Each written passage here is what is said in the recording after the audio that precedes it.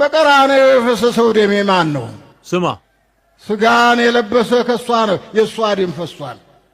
የሷን ስጋ አይደል እንዴ ተዋሃደው? እምን በላው ምን ጠጣው ስጋ የማን ነው? የሷ ነው። የሷ ነው። ቤተ ክርስቲያኗ የቆመችበት መሰረቱ ማን ነው? በቀራንዮ የፈሰሰው ደሜ ማን ነው? ስጋን የለበሰ ከሷ ነው የሷ ደም ፈሷል። በቀራንዮ የፈሰሰው የሷ ደም ነው፣ የተቆረሰው የሷ ስጋ ነው እያለህ ነው።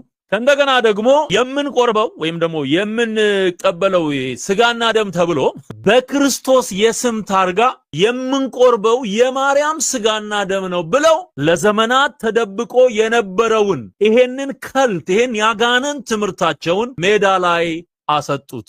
በጉድበል ኢትዮጵያ ይሄንን ታዲያ እነዚህ ሰዎች ክርስቶስን ነው ወይ የሚያመልኩት ስትል በምንም ተአምር አያውቁትም።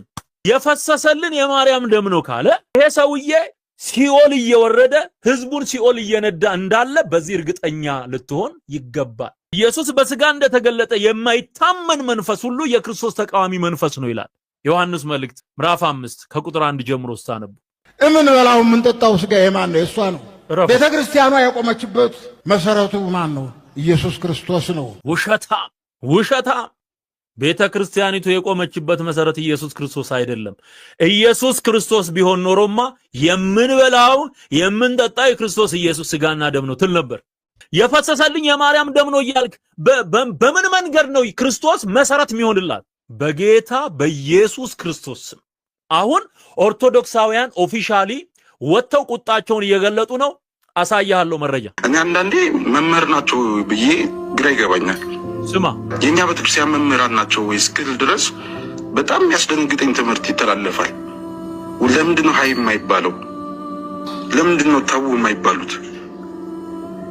አሁን እኛና ብፁዕ አቡነ ገብርኤልን እንደዛ ተጮኋላል። አሁን የተላለፈው ትምህርት እኮ ለጆሮ ጭው የሚያደርግ ትምህርት እኮ በጣም በቃ እኔ በጣም የደነገጥኩት ሲሰሙ። ለምንድን ነው ልክ እሳቸው ላይ እንደዚህ እንትን እንደተደረጉ ለምን አሁን እኚህን አባት ላይ ለምን ተው አይባሉ? አዎ ሊቃነ ጳጳሳት ናቸው። አዎ እናከብራቸዋለን። ልደት እንደው ላይክ አንተ አሁን መሰረታዊ ነገር የወሰድክ ሰው ስለሆንክ ልጠይቅህ፣ ማርያም ቤዛ አትባልም የሚለው በኒቅያ ጉባኤ ቢቀርብና አሁን እሳቸው ብፁዕ ሕዝቅያስ ይመስሉኛል፣ ብፁዕ አቡነ ሕዝቅያስ ያስተላለፉት ትምህርት ኒቅያ ጉባኤ ላይ ቢቀርብ የማን ነው ከፍተኛ ምንፍቅና? ለጆሮ እንኳን ይደነግጣሉ። የዓለም አብያተ ክርስቲያናት ጉባኤ ቢሰሙት ለጆሮ እንኳን የሚያስደነግጥ ትምህርት ነው። እንደዛ መምህራኖቹ ተጠራርተው እንደዛ የጮሁበት ነገር የትናንቱ ትምህርት አያስጮህም ወይ ነው? ቢበቃ ይሻላል። ትውልድን አናስተው። እናንተ ትለፋላችሁ፣ እዛ መሬት ላይ ውሃ ይቸለሳል። እናንተ ትለፋላችሁ፣ መሬት ላይ ይቸለሳል። መምህር ሳትሆኑ ትውልድን ታነቃላችሁ። መምህር እየተባሉ ግን አውደ ምሕረት ላይ አንድ የተማረ አይደለም ያልተማረ እንኳን ስህተት መሆኑን ሊመረምረው የሚችል ትምህርት በአደባባይ ያስተላልፋሉ።